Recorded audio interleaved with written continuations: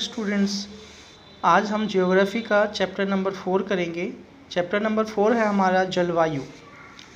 पिछले 2 अध्यायों में आप हमारे देश की स्थलाकृतियों एवं अपवाह के बारे में पढ़ चुके हैं।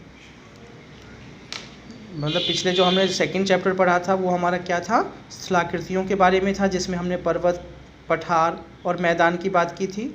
एवं अपवाह जो हमारा थर्ड चैप्टर था, जिसके अंदर नदी तंत्र के बारे में हमने पढ़ा था। किसी क्षेत्र के प्राकृतिक पर्यावरण को समझने के लिए आवश्यक 3 मूल तत्वों में से 2 तत्व ये ही है। जब हम किसी भी स्थान के प्राकृतिक पर्यावरण को समझने की कोशिश करते हैं तो हम 3 चीज़ों को पढ़ना पड़ता है, जिसमें से 2 चीज़ें हो गई। पहला हो गया स्थलाकृति और दूसरा हो गया अपवाह, जो हम पढ़ चुके हैं। अब जो थर्ड चीज़ है वो है जलवायु, जिसे आज हम पढ़ेंगे। इस अध्याय में आप तीसरे तत्व अर्थात हमारे देश की वायुमंडलीय अवस्था के बारे में पढ़ेंगे। हम दिसंबर में ऊनी वस्त्र क्यों पहनते हैं, अथवा मई का महीना गर्म एवं असुविधाजनक क्यों होता है, या जून एवं जुलाई में वर्षा क्यों होती है, इन सभी प्रश्नों के उत्तर आप भारत की जलवायु का अध्ययन करके जान सकते हैं।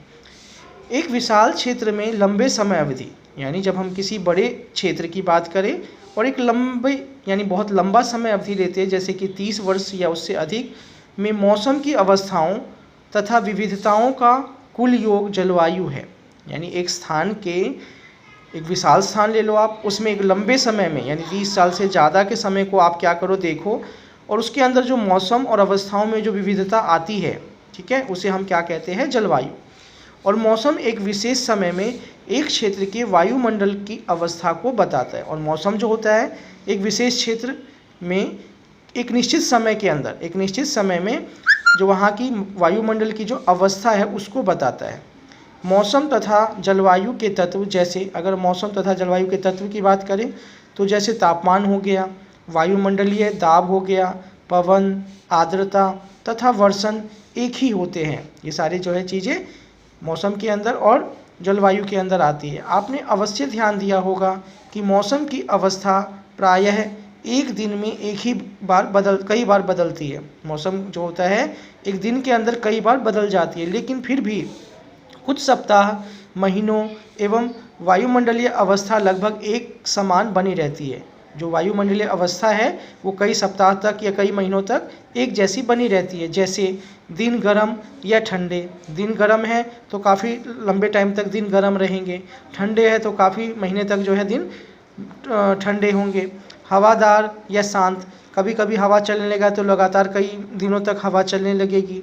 कभी हवा शांत है तो काफ़ी समय तक जो है हवा शांत रहेगी। आसमान बादलों में घिरा या साफ, जब आसमान में बादल आने लगेंगे तो लगातार काफ़ी दिनों तक बादल रहेंगे या साफ रहेगा तो काफ़ी लंबे समय तक साफ रहेगा। तथा आर्द्र या शुष्क हो सकते हैं।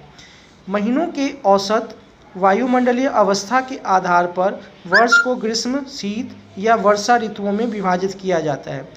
तो मौसम को जो है महीनों के औसत वायुमंडलीय अवस्था के आधार पर हम क्या करते हैं, उसको शीत ऋतु में या ग्रीष्म ऋतु में हम क्या करते हैं, बदलते हैं।